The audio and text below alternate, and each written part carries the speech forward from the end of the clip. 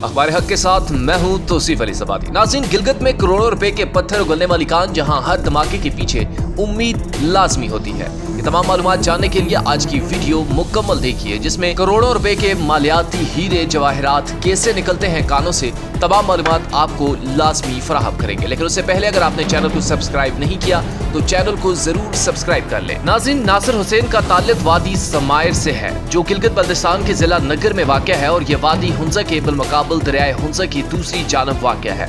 नासिर ने ये कहा है कि सबसे ज्यादा माल जो आज तक निकला है वो कोई 25 से 30 करोड़ की लागत का है, और वो भी सिर्फ एक कान में से। बाकी तो इस इलाके से हर साल कभी 50 करोड़ तो कभी 25 करोड़ का माल निकलता है। और नासिर हुसैन ने यह भी कहा है कि मैंने खुद 2006 से लेकर आज तक इस कान से 1 करोड़ रुपए तक का माल निकाला है। नाज़रीन, 13,000 फुट की बुलंदोबाला और बर्फ के नाम मुकम्मल गुलाफ में लिपटी एक छोटी सी पहाड़ी के ऊपर बैठे जब नासिर हुसैन से बात हुई तो उन्होंने मुझे ये बताया कि इनके चेहरे पर महीनों की थकन के आसार होने के बावजूद एक मुस्कुराहट थी।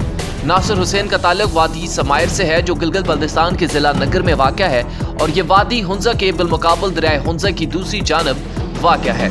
इस इलाके में बादलों से ऊंचे पहाड़ सदियों से अपने सीने के अंदर कीमती पत्थर दफनाए रखे हुए हैं, जो समायर गांव के रिहायशी अपनी रोजी रोटी ढूंढने के लिए इस्तेमाल करते हैं। नाज़रीन, चूमर बकोर उनकी पहाड़ों में मौजूद कीमती पत्थरों की एक कान है, जो कम से कम 35 साल से समायर के रिहायशियों के रिज़्क़ का वसीला बनी हुई है। कीमती पत्थरों की ये कान किस तरह दरियाफ्त हुई, इस सफर के दौरान हमें इस बारे में कई कहानियां सुनने को मिली, जिसमें से एक कहानी वहां काम करने वाले कानकुन नासिर हुसैन ने भी बताई है। नाज़रीन, उसने जो कहानी बताई है उसके मुताबिक ये साल 1988 की बात है कि जब एक शिकारी का गुजर इन पहाड़ों से हुआ था। उसने देखा कि नगर के दूसरे इलाकों से ताल्लुक रखने वाले लोग इस इलाके में कानकनी कर रहे थे और पत्थर निकाल रहे थे। वो शिकारी भी वहां से माल लेकर बेचना शुरू हुआ।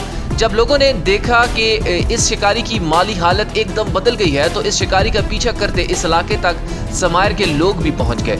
इस तरह समायर वालों को चूमर बकोर का पता चला।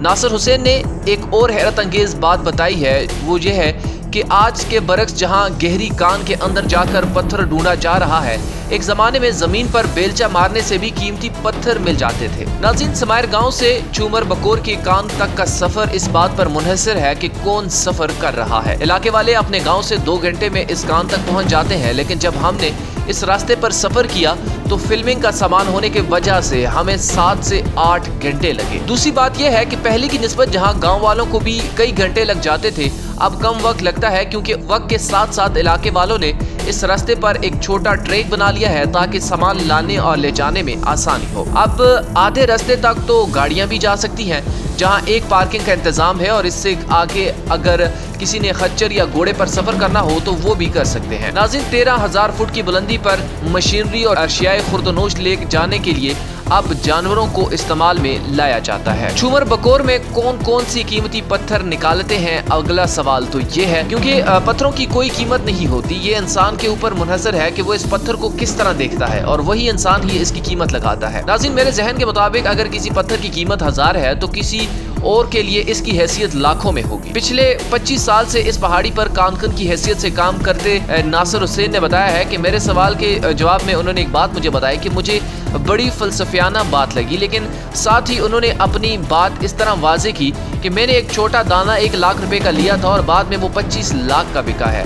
इसलिए बंदा कुछ नहीं कह सकता कि किस पत्थर की क्या मालियत होगी, लेकिन यहाँ मिलने वाले हर पत्थर अपने साइज के हिसाब से हजारों से लेकर लाखों रुपए तक बिकते हैं। नाज़रीन, साथ ही साथ उन्होंने प्रीशियस कीमती और सेमी प्रीशियस स्टोन का फर्क बताया है। पत्थरों की सख्ती से उनकी प्रीशियस और सेमी प्रीशियस होने का अंदाजा होता है, और उन पत्थरों की सख्ती से पता चलता है कि वो किस किस्म का पत्थर है। मिसाल के तौर पर हीरे की सख्ती स्केल पर सबसे ज्यादा है, जो कि 10 है, और 7.5 स्केल से नीचे सारे सेमी प्रीशियस स्टोन होते हैं, जबकि यहाँ मिलने वाले पत्थरों की सख्ती 7 से 8 के दरमियान होती है। चूमर बकोर में 5 किस्म के पत्थर पाए जाते हैं, और नासिर हुसैन ने मजीद ये समझाने के अंदाज में कुछ ये कहा है कि एक्रोमरीन, क्वार्टिज, टोपाज, फ्लोराइट और एपटाइट इन पहाड़ों में पाए जाते हैं, जो चूमर बकोर में पाए जाने वाले पत्थरों की सख्ती 8 या इससे नीचे है। नाज़रीन, सबसे गहरी या पुरानी कान है, इस हवाले से भी मैं आपको बताता चलूँ कि ये पाकिस्तान की सबसे गहरी मतलब 400 से 500 फुट गहरी